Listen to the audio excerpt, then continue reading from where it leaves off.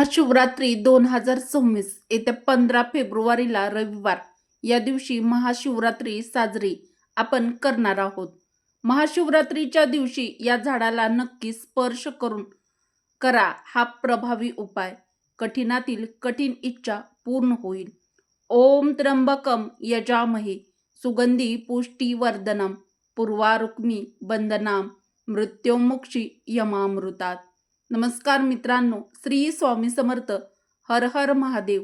ओम नमः शिवाय. आजचा दिवस तुम्हाला खूप छान, सुखाचा, आनंदाचा जावो हीच शिवशंभूच्या चरणी प्रार्थना करून आजच्या या आपल्या नवीन व्हिडिओला सुरुवात करूया व सर्वांना महाशिवरात्रीच्या हार्दिक शुभेच्छा. मित्रांनो, आपल्या हिंदू धर्मामध्ये खास करून आपल्या महाराष्ट्रात शिवरात्री हे व्रत सर्वश्रेष्ठ मानलं जातं. महाशिवरात्री दरवर्षी माघ महिन्यातील कृष्ण पक्षातील चतुर्दशी तिथीला महाशिवरात्री साजरी केली जाते. मित्रांनो, आपण वर्षभरामध्ये जितके काही उपवास, व्रत, सोमवार, प्रदोष, मंत्रोच्चार, जप किंवा शिवशंकरांची पूजा, व्रत, उपवास करतो तर त्या सगळ्या व्रतांचं पुण्य आपल्याला या एका व्रतामुळे म्हणजेच महाशिवरात्रीचे व्रत केल्यामुळे आपल्याला मिळत असतं. त्यामुळे प्रत्येकाने महाशिवरात्रीचे हे पवित्र व्रत जरूर करावे असे आपल्या हिंदू धर्मशास्त्रामध्ये सांगितलं जातं. अत्यंत पवित्र, पावन, महत्त्वाचं या व्रताचं महात्म्य सांगितलेलं जातं. या दिवशी भगवान शिव आणि माता पार्वती यांचा विवाह देखील झाला होता आणि म्हणूनच या दिवसाला महाशिवरात्री असे म्हणतात.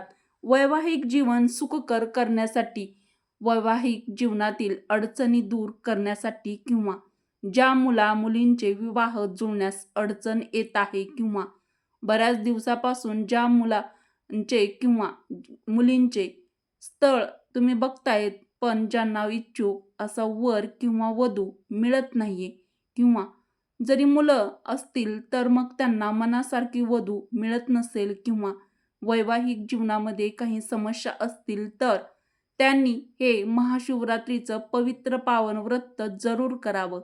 या व्रतामुळे भगवान शिव लवकर प्रसन्न होतात. या दिवशी शिवतत्व पृथ्वीवर 1000 पटीने जास्त जागृत असतं. महाशिवरात्रीच्या दिवशी भगवान शिवशंकर आणि माता पार्वती यांना शरण जाऊन तुमच्या मनातील जे काही इच्छा, ज्या काही तुमच्या समस्या आहेत, ज्या अडचणी आहेत तर त्या दूर करण्यासाठी प्रार्थना शिवशंभूकडे अवश्य करावी. काही प्रभावी उपाय देखील करावे. जे मुलं मुली विवाह योग्य आहेत तर त्यांचे विवाह घडून येतील. ज्या काही अडचणी आहेत, ज्या काही समस्या आहेत, पैशासंबंधी असो, नोकरी संबंधित असो, विवाह संबंधित असो, रोग आहे, काही व्याधी आहेत, घरामध्ये आजारपण आहे, ते नष्ट करण्यासाठी महाशिवरात्रीच्या या पवित्र पर्व काळामध्ये अत्यंत प्रभावी उपाय मी तुम्हाला आज सांगणार आहे. महाशिवरात्रीच्या दिवशी तुम्ही उपवास जरी नाही केला तरी आज हा प्रभावी उपाय नक्की करा. महाशिवरात्रीच्या दिवशी या झाडाला नक्कीच स्पर्श करा. तुमच्या सर्व अडचणी, अडथळे, कर्जमुक्तीसाठी, पैशासंबंधी अडचणी दूर होऊन घरातील गरिबी, रोग, व्याधी नष्ट होतील. माता लक्ष्मी स्थायी वास करेल. 7 पिढ्यांचं दारिद्र्य दूर होईल. सर्व दुःख, कष्ट दूर होईल. तर यासाठी आपल्याला हा उपाय करायचा आहे. तर मग कोणत्या झाडाला आपल्याला स्पर्श करायचा आहे आणि कोणत्या वेळेत करायचा आहे आणि नेमकं करायचं तरी काय आहे हे आजच्या व्हिडिओमध्ये आज आपण सविस्तर बघणार आहोत. तर सविस्तर जाणून घेण्यासाठी व्हिडिओ शेवटपर्यंत नक्की बघा. चॅनलला सबस्क्राईब जरूर करा व कमेंट बॉक्समध्ये ओम नमः शिवाय किंवा हर हर महादेव नक्की टाईप करा व व्हिडिओला एक लाईक अवश्य करा. मित्रांनो, आपल्या हिंदू धर्मामध्ये महाशिवरात्री व्रताला अनन्यसाधारण असं महत्त्व आहे. या दिवशी आवर्जून लोक उपवास करतात, शिवपूजा करतात, शिवमंत्र उच्चारण करतात, शिव रुद्राभिषेक करतात. कारण भगवान शिव हे अत्यंत भोळे देवता आहेत असं मानलं जातं. त्यामुळे ते खूप लवकर प्रसन्न देखील होतात आणि महाशिवरात्रीच्या दिवशी पृथ्वीवरती लाखो हजार पटीने शिवतत्व हे जागृत असतं. त्यामुळे या दिवशी जे काही कराल त्याचं फळ आपल्याला हे दुपटीनं मिळत असतं.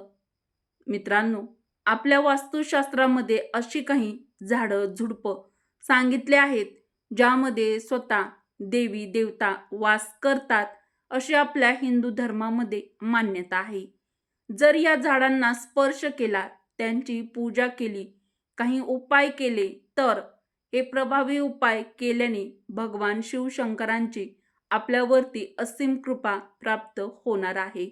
आपल्या हिंदू धर्मातील वास्तुशास्त्रानुसार अशी काही झाडं आहेत ज्यांची पूजा केल्याने किंवा त्या झाडांना विशिष्ट दिवशी विशिष्ट वेळी काही उपाय केली तर आपल्याला लाभच हा होत असतो.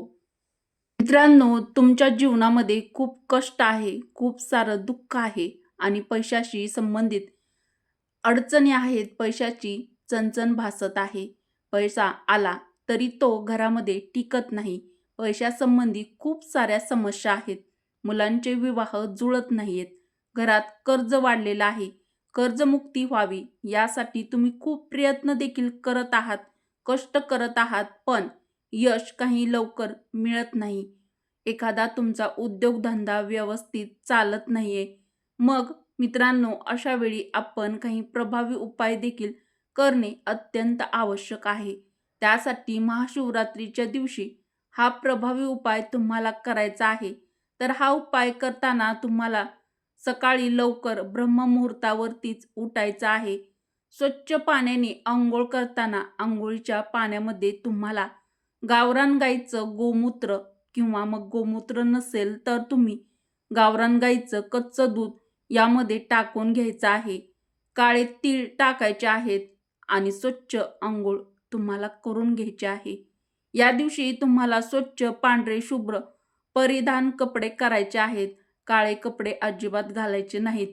आपल्या देवघरातील देवांची पूजा आरती करून शिवलिंगाची देखील पूजा करून घ्यायची आहे. रुद्राभिषेक, पंचामृताने अभिषेक किंवा जल अभिषेक शिवलिंगावरती करायचा आहे. देवांना हात जोडून नमस्कार करायचा आहे आणि तुमची जी काही समस्या आहे ती महादेवांना सांगायची आहे. हे सर्व झाल्यानंतर मित्रांनो, आता आपण आपल्या उपायाकडे वळूया. मित्रांनो, उपाय करण्यासाठी आपल्याला त्या झाडाजवळ जायचं आहे. तर त्या झाडाच्या जवळ जाण्याआधी आपल्याला एक मातीची पंती म्हणजे एक दिवा घ्यायचा आहे. पण ती पंती स्वच्छ असावी. त्यामध्ये तुम्ही तिळाचे तेल टाकून घ्यायचं आहे. तिळाचं तेल नसेल तर तुम्ही देवपूजेमध्ये जे तेल तुम्ही वापरता ते घातलं तरी सुद्धा चालेल. नंतर दिव्याला सुद्धा तुम्हाला हळद कुंकू लावून घ्यायचं आहे. दिव्याला अक्षदा व्हायच्या आहेत. एक फूल अर्पण करायचं आहे. त्यामध्ये वात घालून तुम्हाला दिवा प्रज्वलित करून घ्यायचा आहे. दिव्याला नमस्कार करायचा आहे. मातीच्या पंतीमध्ये म्हणजे दिव्यामध्ये तुम्हाला काळे उडीद देखील टाकून घ्यायचे आहेत. यानंतर तुम्हाला एक तांब्याचा तांब्या घ्यायचा आहे आणि त्या तांब्यामध्ये शुद्ध पिण्याचं स्वच्छ पाणी घ्यायचं आहे. त्या पाण्यामध्ये देखील तुम्हाला गाईचं कच्चं दूध टाकायचं आहे आणि गाईचं दूध हे कच्चंच असावं, तापवलेलं अजिबात नाही. यामध्ये तुम्हाला काळे तीळ किंवा काळे उडीद टाकून घ्यायचे आहेत. यामध्ये तुम्हाला एक फूल आणि भस्म टाकून घ्यायचं आहे. तर फूल हे पांढरं असावं हा प्रयत्न करा. आता हा दिवा आणि हा तांब्याचं पाणी भरलेला तांब्या घेऊन तुम्हाला बेलाच्या झाडाजवळ जायचं आहे. मित्रांनो, बेलपत्राचं झाड आणि बेलपत्र महादेवांना अतिशय प्रिय आहेत. त्यामुळे बेलपत्राच्या झाडाला देखील अनन्यसाधारण असं महत्त्व प्राप्त आहे. महादेवांना बेलाची पाने अर्पण केल्याशिवाय महादेवांची पूजा ही अपूर्ण मानली जाते. बेलाच्या झाडामध्ये साक्षात शिवशंकर त्यांच्या संपूर्ण कुटुंबासह वास करतात अशी आपल्या हिंदू धर्मामध्ये मान्यता आहे, म्हणजे श्रद्धा आहे. महाशिवरात्रीच्या पर्व काळामध्ये महादेवांच्या शिवलिंगावर बेलपत्र अर्पण केल्याचं अत्यंत पुण्यफळ मानलं जातं. बेलाचं पान हे अत्यंत पवित्र आणि पूजनीय आहे आणि ते महादेवांना अतिशय प्रिय आहे. आपल्या हिंदू धर्मामध्ये एक शुभ वृक्ष म्हणून देखील बेलपत्राला मान्यता देखील आहे. आपल्या आयुर्वेदामध्ये देखील बेलाचं पान आणि बेलाचं फळ हे आरोग्याच्या दृष्टीने अत्यंत महत्त्वाचं आहे. महाशिवरात्रीच्या पवित्र काळामध्ये आपल्याला या बेलाच्या झाडाजवळ जायचं आहे आणि बेलाच्या झाडाची देखील विधिवत पूजा करून घ्यायची आहे. बेलाच्या झाडाला नमस्कार करायचा आहे आणि आपण जो दिवा तयार केलेला होता तर तो दिवा तेथे बेलाच्या झाडाजवळ म्हणजे बेलाच्या झाडासमोर ठेवायचा आहे आणि नंतर आपण तांब्याच्या भांड्यामध्ये जे पाणी तयार केलं होतं ते देखील आपल्याला बेलाच्या झाडाला अर्पण करायचं आहे आणि बेलाच्या झाडाला आपल्याला 11 प्रदक्षिणा घालायच्या आहेत. तर प्रदक्षिणा घालताना आपल्याला सतत ओम नमः शिवाय या महामंत्राचा जप निरंतर म्हणजे सतत चालूच ठेवायचा आहे आणि प्रदक्षिणा घालायच्या आहेत. तर आपल्याला प्रदक्षिणा 11 वेळा पूर्ण करून घ्यायच्या आहेत. नंतर तुम्हाला बेलाच्या झाडाला आपल्या दोन्ही हाताचा स्पर्श करून घ्यायचा आहे. आणि मित्रांनो, तुमच्या मनामध्ये तुमची जी काही इच्छा आहे, जी मनोकामना आहे, तर जी काही तुमची समस्या असेल तर ती अगदी शांतपणे डोळे बंद करून मनोभावे श्रद्धेने देवांना सांगायचे आहे, त्या वृक्षाला सांगायचे आहे. दोन्ही हात जोडून निस्वार्थ मनाने शुद्ध अंतकरणाने महादेवांना आपली जी काही इच्छा आहे तर ती तुम्ही लवकरात लवकर पूर्ण करा अशी देखील देवांना प्रार्थना करायची आहे. आपल्याला शिवशंभोला ही प्रार्थना करायची आहे. मित्रांनो, महादेव यांना भोळे शंकर म्हणतात. महादेव हे लवकर अतिशीघ्र प्रसन्न होतात. मित्रांनो, उपाय करताना तुमच्या मनामध्ये शुद्ध भाव आणि देवाप्रती शुद्ध अंतकरणाने भक्ती ठेवा. कोणत्याही उपायापेक्षा तुमच्या मनातील भाव हा सर्वात महत्त्वाचा असतो आणि देव तुमचं शुद्ध भाव आणि शुद्ध अंतकरण निर्मळ मन पाहत असतो. त्यामुळे या दिवशी जेवढे तुम्हाला शक्य होईल तेवढं दान करा, गरजू व्यक्तींची मदत करा.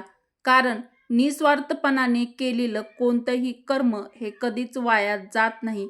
त्याचं पुण्यफळ हे आपल्याला देव देतच असतो आणि भगवान शिवशंकर आणि माता पार्वती यांची कृपा तुम्हाला महाशिवरात्रीच्या पर्व काळामध्ये नक्कीच लाभेल.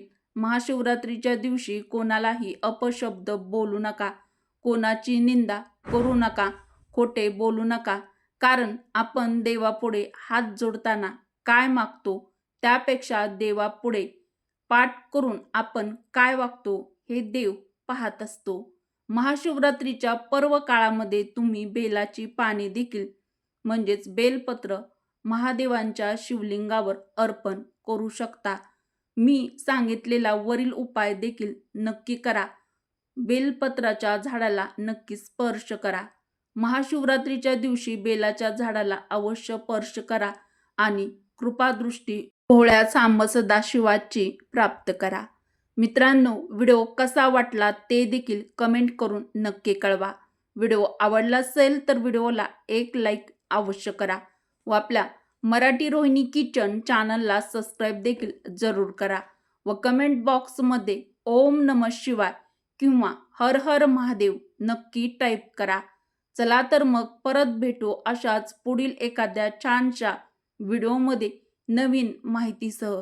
व्हिडिओ शेवटपर्यंत पाहिल्याबद्दल तुम्हा सर्वांचे मनापासून धन्यवाद. श्री स्वामी समर्थ. ओम नमः शिवाय. हर हर महादेव. जय माता लक्ष्मी. जय श्रीकृष्ण. धन्यवाद.